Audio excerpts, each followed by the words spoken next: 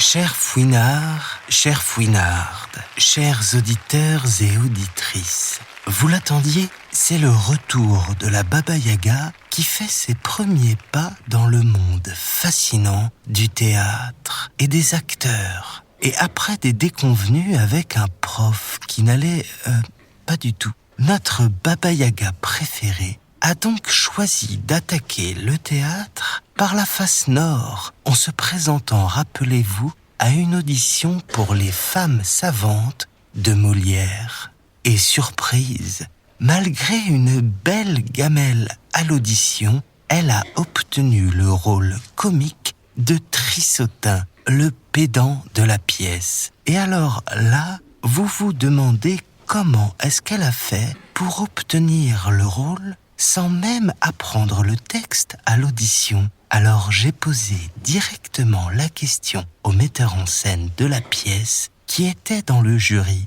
Et voilà ce qu'il m'a répondu. Alors avec l'équipe, on a trouvé ce mélange total d'incompétence et de culot, on a trouvé ça très fort en fait. Débarquer à une audition sans même son texte appris, on a trouvé ça très très fort, une fois encore. Très fort, c'est le mot qui revient pour décrire la prestation de notre Baba Yaga lors de cette audition. Alors, est-ce que vous diriez que c'est un pari, monsieur le metteur en scène ? C'est ce que le public attend aujourd'hui. Des choix audacieux, des prises de risques et surtout des performances et des performeurs décapants à tout point de vue, j'ai envie de dire.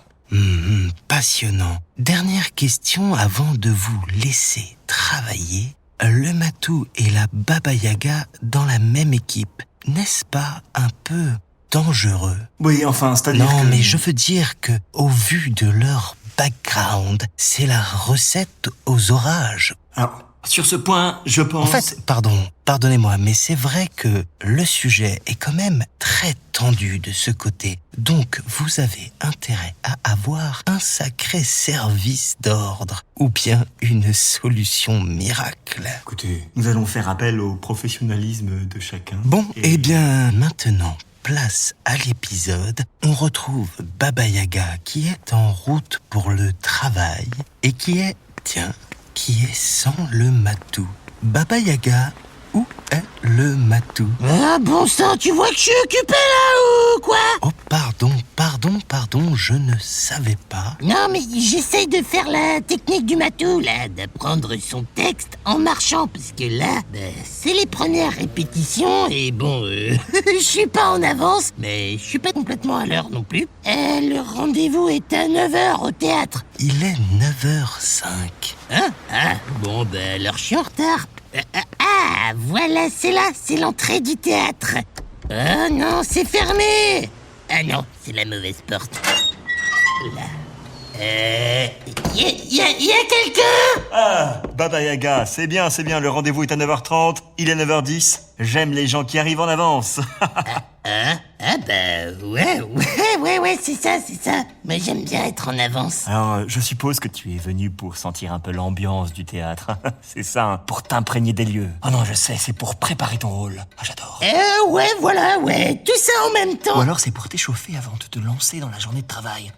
Exactement. Ah, très intéressant, je note. Actrice qui prépare son rôle avant d'arriver. Et d'habitude, moi j'arrive même 5 heures en avance pour être bien sûr que... Voilà quoi. Génial. Bon, d'ailleurs, si ça vous ennuie pas, je vais m'isoler un peu pour faire tout ce qu'on a dit là. Échauffer mon rôle et puis préparer les lieux et tout ça, bref. Alors, chers fouinards et chères fouinardes, nous avons eu un instant tout à fait classique de mauvaise foi babayagaesque comme on les aime tant. Oui, la barbe, c'est bon là. J'ai du texte à apprendre, moi. Et aujourd'hui, monsieur le metteur en scène l'a bien dit, c'est du travail à la table.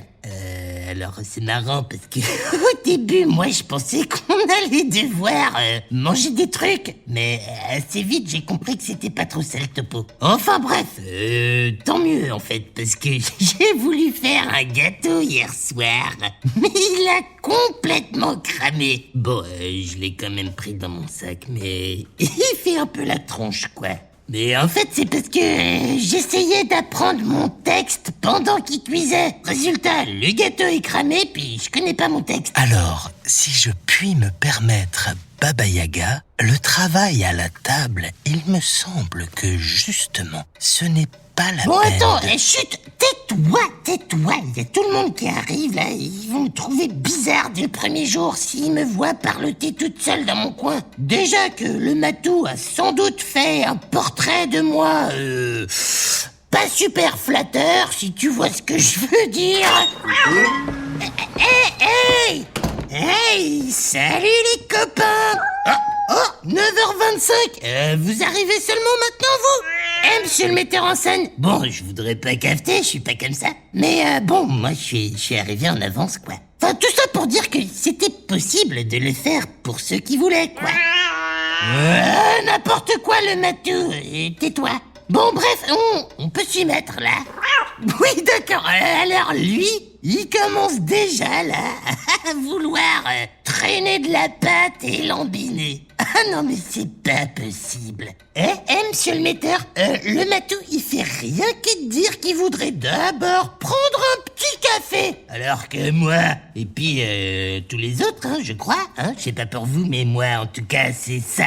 Nous, on veut travailler, quoi. Et pas plus tard que tout de suite, maintenant. Allez, go.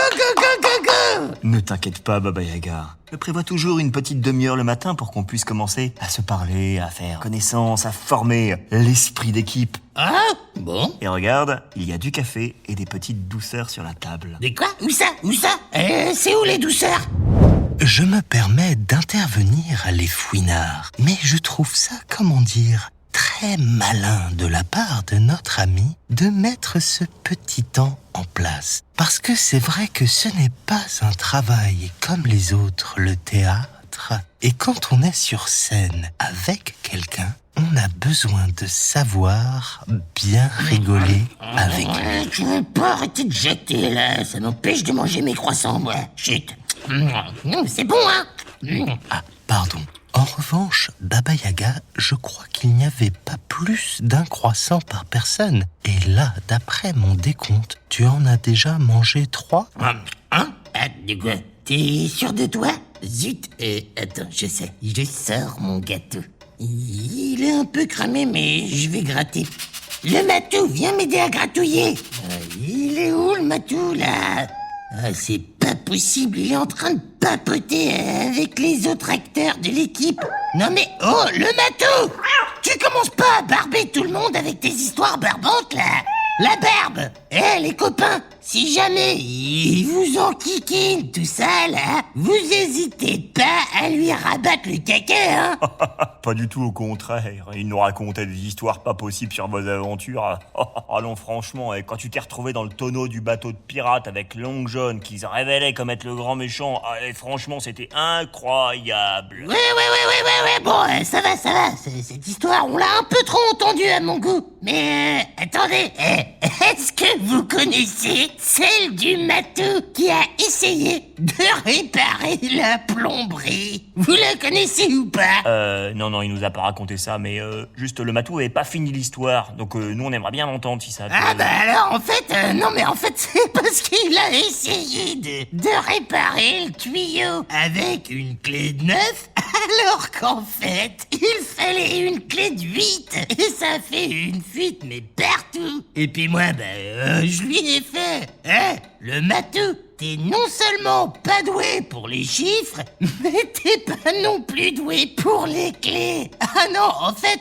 t'es doué pour rien. Et je lui ai dit, on devrait pas t'appeler le matou, mais on devrait t'appeler le marien. Enfin, vous avez compris quoi?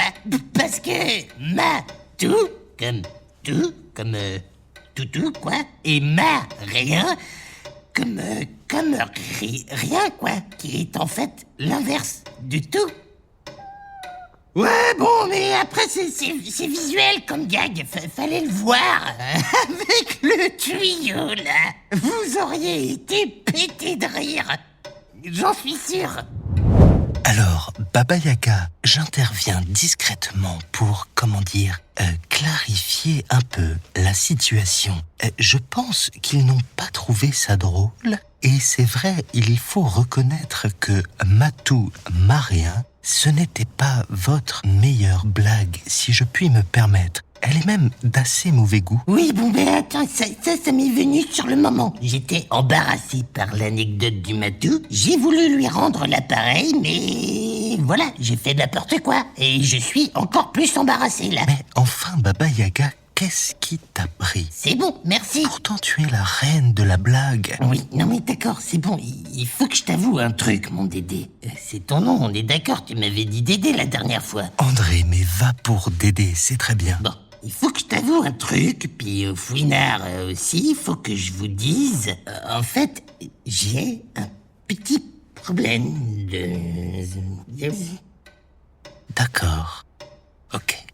En revanche, je n'ai pas compris ce que tu viens de dire. Je suis désolé, Baba Yaga, mais peut-être qu'il faudrait articuler davantage. Non, j'ai dit que j'ai un petit problème.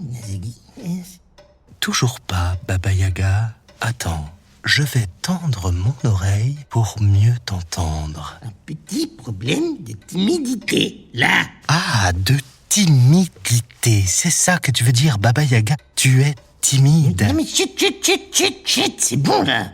Tout le monde va t'entendre. Ne t'inquiète pas, Baba Yaga, il n'y a que toi qui peux m'entendre. Rappelle-toi, je suis dans ta tête, seulement dans ta tête. Ouais, non mais quand même, parle pas très fort s'il te plaît. Ok, d'accord, pas de souci, je vais parler piano.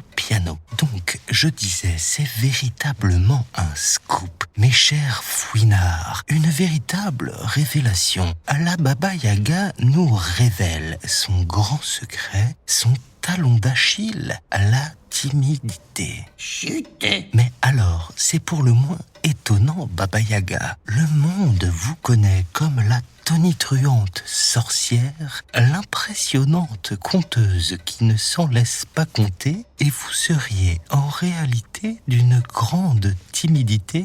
Ah ouais, bon, faut que je m'explique un peu. Mais bon, et ce que je te propose, mon vieux Dédé, c'est qu'on se garde ça sous le coude pour le prochain épisode. Parce que là, je crois que la répétition va commencer, puis déjà qu'avec ma blague pourrite, j'ai un peu baissé dans l'estime de tout le monde, je vais au moins essayer de faire du bon boulot. Pour qu'on me prenne pas pour une casseuse d'ambiance, quoi. Doublée d'une tire au flanc. Tu vois ce que je veux dire? Je vois très bien. Très bonne idée, Baba Yaga. On te laisse bosser, vas-y. Nous les fouinards, on reste sur ce mystère. D'où vient la soi-disant timidité de la Baba Yaga? Et là, je vais dire une phrase que j'ai souvent rêvé de dire quand moi j'étais enfant. Vous êtes prêts? La suite au prochain épisode.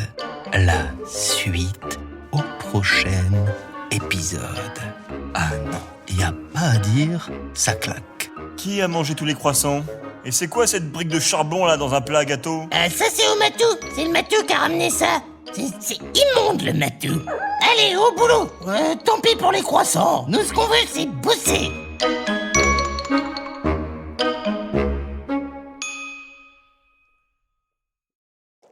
Les fouinards, petite annonce avant de commencer, mais la révolution est en marche et je compte sur vous parce que je sors ma propre boîte à histoire, la podcaster Baba Yaga, pour ceux qui en ont marre de toujours dépendre d'internet ou d'un smartphone pour m'écouter parce que c'est sans connexion. C'est pour ceux aussi qui aiment les trucs fabriqués en France parce que c'est fabriqué en France et c'est pour ceux surtout qui en ont marre d'écouter de la pub en permanence, parce qu'il n'y a pas de pub. Et puis avec la podcaster, vous pouvez écouter Baba Yaga, mais aussi tous les podcasts que vous voulez. Alors foncez, vous l'achetez. Le lien est dans la bio du podcast, dans la description de de l'épisode est sur mes réseaux sociaux. Et en ce moment, elle est en précommande. Et du coup, elle est moins chère, donc ne passez pas à côté de la podcaster Baba Yaga, la boîte à histoire qui va renverser la vapeur. Non, sans deck, je plaisante pas. Ça va changer votre manière d'écouter la Baba Yaga, quoi. Allez, place à l'épisode.